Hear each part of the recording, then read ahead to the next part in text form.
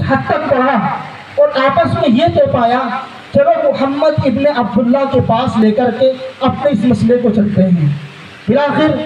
محمد ابن عبداللہ کے پاس اور ان کی خدمت میں جا کر کے رکھا۔ حضور اقدس صلی اللہ علیہ وسلم نے دونوں کی باتوں کو سنا اور دونوں کی باتوں کو سن کر کے منافق کے حق میں فیصلہ کر دیا۔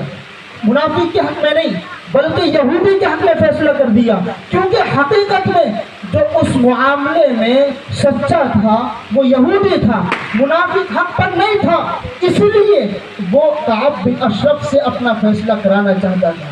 بالآخر وہ جب حضور اقدس صلی اللہ علیہ وسلم کی مجلس سے باہر تشریف لائے اور مسجد نبوی سے باہر تشریف لائے، آپس میں پھر چہمی گوئیاں شروع ہو گئی کہ حضور اقدس صلی اللہ علیہ وسلم نے تو غلط فیصلہ کیا ہے، اور آپس میں گفتگو